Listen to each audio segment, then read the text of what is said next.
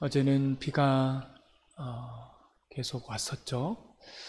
그래서 우비를 사고 장화를 사서 물청소를 했는데, 여기 물청소가 아니라 밖에 옥상에 가서 호스로 다 이렇게 물청소를 했어요. 그래서 막히지 않게 그 이물질을 다 제거하고 그렇게 하고, 교육관 뒤에도 보니까 이 수로가 내려가야 되는데 구비가 맞지 않아 가지고 그런 것도 있고, 여러 가지 좀 돌아보고 그렇게 했습니다. 앞으로 또 300mm 온다고 하니까 또 여러 교회 좀 돌아보면서 또 점검하고 보수해야 될 것은 무엇인지 좀 살피고 있습니다. 저는 교회 안에 있으니까 이렇게 하고, 여러분들은 직장에서 또 가정에서 기도를 해주시고 함께 여러분이 관심을 가져주시면 고맙겠습니다. 오늘은 복음을 가진 자답게 살아야 합니다 라는 제목으로 하나님 말씀을 나눕니다. 오늘 본문의 말씀처럼 우리는 복음을 가진 자입니다. 만세 전부터 택정하시고 예정하신 가운데에, 또 하나님의 섭리 가운데에 우리에게 복음을 주셨습니다. 그런 자에게 어떤 표징이 나타나야 하는지 빌립보서는 쭉 말씀을 나누면서 특별히 그 중에 하나가 오늘 말씀에 복음을 가진 자답게 행동하는 것이 어떤 것인가 아주 구체적으로 말씀하고 있습니다. 사랑하는 성도 여러분, 오늘 사도 바울은 이 빌립보 교인들에게, 또한 2000년 전이 지난 이 한국 교회 성도들에게 이렇게 복음을 통해서 외칩니다. 27절의 말씀을 다 같이 읽겠습니다. 오직 너희는 그리스도의 복음에 합당하게 생활하라. 이는 내가 너희에게 가보나 떠나 있으나 너희가 한 마음으로 서서 한 뜻으로 복음의 신앙을 위하여 협력하는 것과. 아멘. 우리는 구원이라는 것을 보편적으로 이렇게 설명할 수 있습니다. 하나님께서 우리를 구원하시는 일이라고 말이죠. 신학적으로 말하면 사도 바울은 이렇게 말합니다. 하나님의 구원하시는 능력이라고 말이죠. 하나님의 그 구원의 능력은 바로 예수님의 십자가와 부활과 재림을 믿는 것, 이것이 복음의 능력이라고 말합니다. 그런데 그리스도인은 복음을 받은 자인 것입니다. 그건 그냥 얻어지는 게 아닙니다. 만세전부터 하나님께서 예정하시고 예비하심을 통해서 얻었고, 두 번째는 또 우리는 그러하게 합당하지 않는 사람들이어서, 그래서 십자가의 대속의 은혜를 통하여서 우리가 복음을 받은 자가 되었습니다. 그래서 사도 바울은 우리에게 당당하게 요구합니다. 복음을 받은 자답게 생활해야 한다. 그게 지극히 마땅하다라는 것입니다.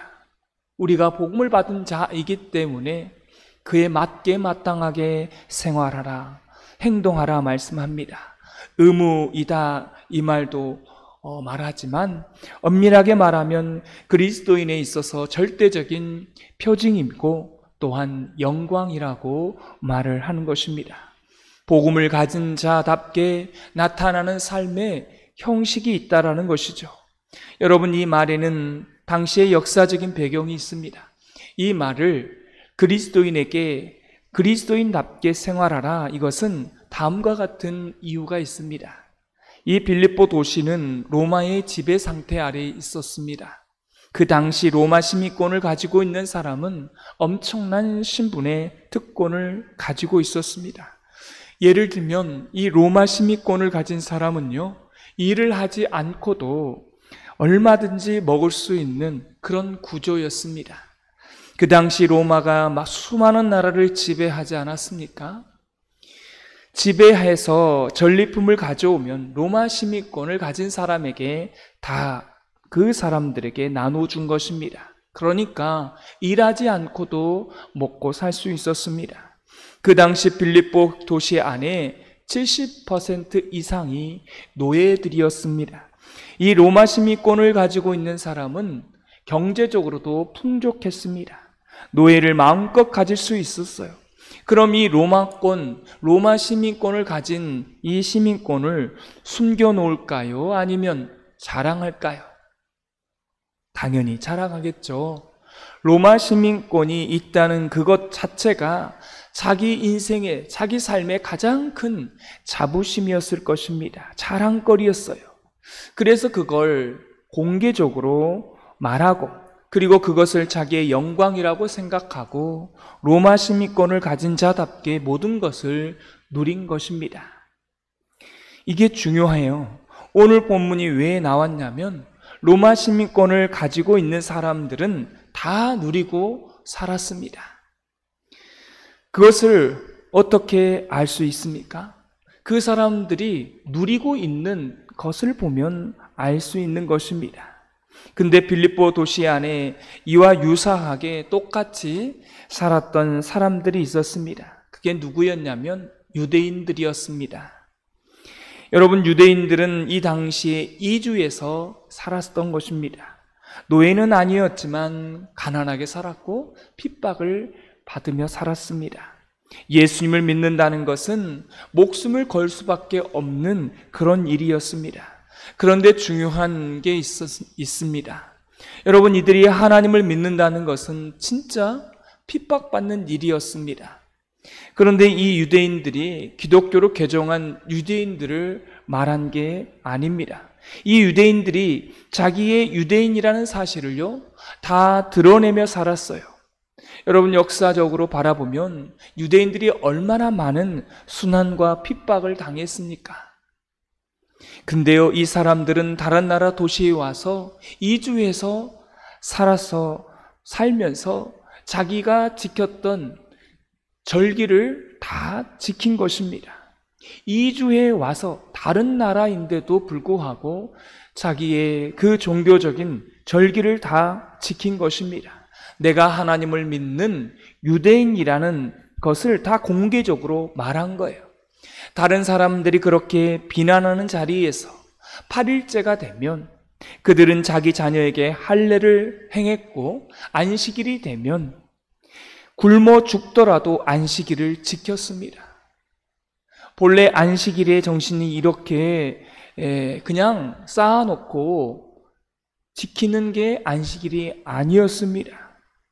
하루 벌어서 하루 먹는 사람들인데 하루 일하지 않으면 굶을 수 있는데 굶더라도 안식일에 일하지 않고 안식일을 지켰어요.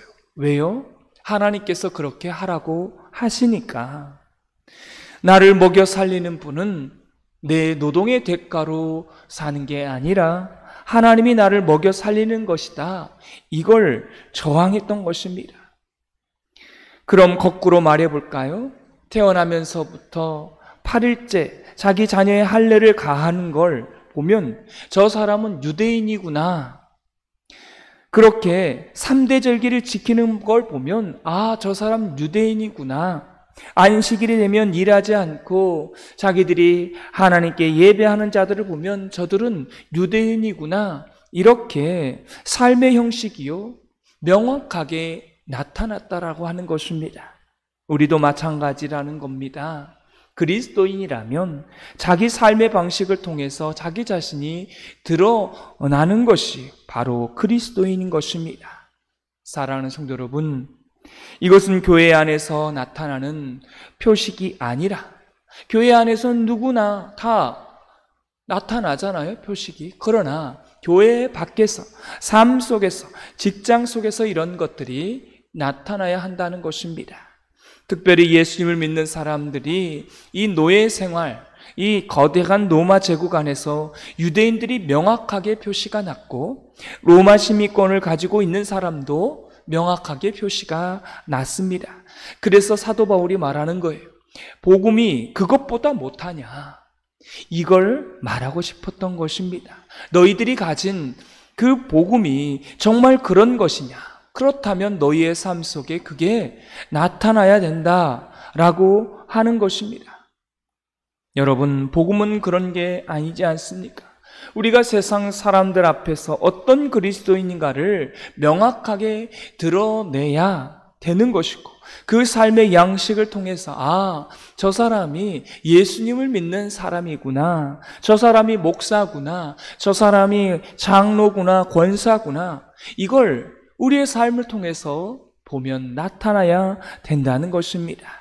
오늘 본문에 이 세 가지를 소개하고 있어요. 첫 번째 도식은 복음을 위하여 협력하는 자라 되라고 말하고 있습니다. 17절에 나와 있죠. 여러분, 이 당시에 사랑이라고 하는 것은 단순한 게 아닌 것입니다. 한 사람이 예수님을 믿는 것 때문에 쫓겨다닙니다. 근데 도망갈 곳이 없으니까 자기 그리스도인의 집에 도망간 거예요. 근데 그 문을 열어주는 순간에 어떻게 돼요? 자기 자신도 발각이 되는 것입니다. 이 당시의 상황이에요. 그렇게 되면 어떻게 됩니까? 둘 다 죽는 거예요. 여러분, 그래서 한번 묻습니다. 그런 상황이라면 여러분은 문을 열어주시겠어요? 안 열어주시겠어요? 여러분, 우리는 자꾸만 이 시대 가운데에 예수님을 믿으면 잘 먹고 잘 살고 성공하고 만사형통하고 아픈 것도 없고 병원도 안 가고, 그게 예수님을 믿는 것이라고 생각을 하는데요, 그게 아니라는 것입니다. 형제가 쫓겨서 나의 집에 도망왔을 때에 내 문을 열어주면 함께 죽을 수 있는 그런 상황 가운데서도 사도 바울이 말하는 것입니다. 그걸 열어주는 것이 사랑이라는 거예요. 여러분, 오늘 본문은 말합니다. 성도 안에 협력하는 것이 그리스도인의 구원받은 자의 합당한 삶이라고 말하고 있습니다. 사랑하는 성도 여러분, 그래서 우리가 복음의 협력자가 되어야 합니다. 여러분, 교회는 함께 하는 것입니다. 함께 하면서 사랑하는 법도 배우고, 함께 하면서 내 성질도 죽이고, 합력하여서 함께 이루어져 가는 것이 바로 교회입니다. 저와 여러분이 함께 협력하여 하나님이 기뻐하시는 그런 교회 되기를 소망합니다. 또한 오늘 본문은 말합니다. 대적하는 사람들을 뭐라고요? 두려워하지 말라는 거예요. 28절을 다 같이 읽겠습니다. 무슨 일에든지 대적하는 자들 때문에 두려워하지 아니하는 이 일을 듣고자 함이라. 이것이 그들에게는 멸망의 증거요 너희에게는 구원의 증거니 이는 하나님께로부터 난 것이라. 아멘. 여러분, 복음 자체가 능력이기 때문에 우리에게 말하고 있는 거예요. 능력이니까 대적하는 자에게 있어서 두려워하지 말라고 말하고 있습니다. 고난을 당하여도 선교를 위해 당하는 그 고난, 자부심이 있어야 된다는 것입니다. 왜 그렇습니까? 결국 예수님께서 우리를 승리케 하실 것이라고 하는 약속이 있기 때문에 그렇습니다. 대적하는 자에게 있어서 두려워하지 말라. 이게 두 번째이고요. 또한 오늘 29절에 이렇게 말합니다. 다 같이 29절을 읽겠습니다. 그리스도를 위하여 너희에게 은혜를 주신 것은 다만 그를 믿을 뿐 아니라 또한 그를 위하여 고난도 받게 하려 하심이라. 아멘. 이거는요, 은혜 중심의 생활을 말하고 있습니다. 일어나는 모든 것은 다 은혜 안에서 소화시켜야 된다는 것입니다. 은혜에 대한 거대한 관점이 있어야 되는 겁니다. 은혜 안에서 해석할 줄 알아야 된다는 거예요. 그래서 사도 바울은 항상 말하죠. 고난도 유익하다. 내가 죽는 것도 유익하다. 항상 이렇게 말할 수 있었던 비결이 무엇입니까? 이걸 해석하는 능력인데요, 거대한 하나님의 은총과 은혜 안에서 해석할 줄 아는 사람이 바로 이런 해석을 할 수 있다라는 것입니다. 그렇지 않다라면, 은혜 안에서 해석하지 않는다라면 조금 좋아지면요, 오두방정을 떠는 거예요. 조금 좋으면 하나님이 도와주셨다라고 말하고, 조금 안 되면 하나님께서 나를 버리셨다라고 말하는 것입니다. 얼굴에 다 써져 있어요. 조금 좋으면 웃었다가 조금 기분 나쁘면 어때요? 찡그리고. 그래서 예수를 믿는 자는요, 좀 여유가 있고 좀 길게 보고 넉넉하게 보고 깊게 봐야 하는 것입니다. 그래서 우리가 그리스도 안에서 안 좋은 일이 있더라도, 안 좋은 일이 있을 수 있죠, 조금 더 지켜볼 줄 아는 그런 사람이 되어야 하는 것입니다. 나의 인생 가운데에 고난이 있을지라도 섣부른 판단을 하지 마시기를 바랍니다. 그 대신 길게 보시고 하나님의 은총 안에 있다고 하는 사실을, 나에게는 천국이 있다고 하는, 천국 시민권이 있다고 하는 이 사실을, 나에게는 받았다고 하는 이 자부심을 가지고 있다라면 우리는 쫄지 않게 될 것이고요. 오늘 성경이 말하죠. 아무리 대적자랄지라도 두려워하지 않게 된다는 것입니다. 그리고 복음의 신앙을 가진 자는 어때요? 나 혼자만이 아니라 함께 협력하는 것입니다. 그리고 은혜 안에 모든 것을 다 해석할 줄 알아야 하는 것입니다. 이러면 성경이 말하는 것입니다. 중요한 게 있다는 거죠. 이렇게 세 가지를 살아내는 것, 협력하는 것, 두려워하지 않는 것, 은혜 안에서 모든 것을 다 해석하는 이 세 가지로 살아낸다라면 저 사람은 바로 예수님을 믿는 사람이구나, 저 사람은 교회 다니는구나, 직분을 가지고 있는구나, 저 사람은 목사구나, 이런 것을 깨닫게 된다는 것입니다. 사랑하는 성도 여러분, 이런 마음으로 우리가 살아가게 된다라면 그리스도인의 표징이 항상 나타나게 될 것이고, 아무리 어려운 상황일지라도 감사하고 기뻐할 줄 아는 그런 하나님의 백성이 될 줄 믿습니다. 오늘 하루도 그런 삶을 살아내시기를 주님의 이름으로 축원합니다. 기도하겠습니다. 하나님 아버지, 계속된 비로 인하여서 어떤 가정은 생명도 목숨도 끊어지고 그런 안타까운 일도 벌어지고 있습니다. 하나님, 이 재난 앞에 하나님께서 또한 생명들을 지켜주시고 많은 피해, 많은 어려움이 없도록 우리 하나님 함께하여 주시고 보살펴 주시옵소서. 우리 교회도 안전케 하여 주시고 또 우리 교회 성도님들의 삶의 가정도 또 모든 상황도 우리 하나님 지켜 보호하여 주시옵소서.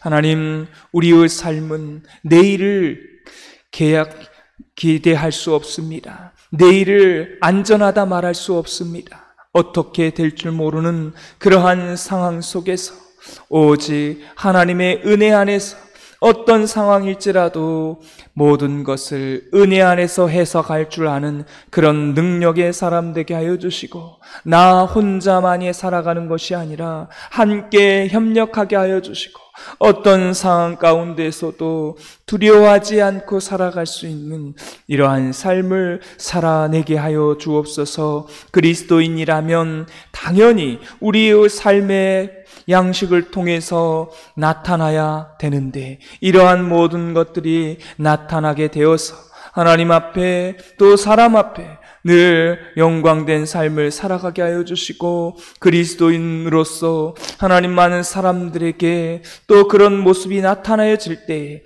하나님의 영광을 드러낼 수 있는, 우리의 모습을 통해서 하나님의 영광을 드러낼 수 있는 그런 삶으로 오늘 하루도 살아내게 하여 주옵소서.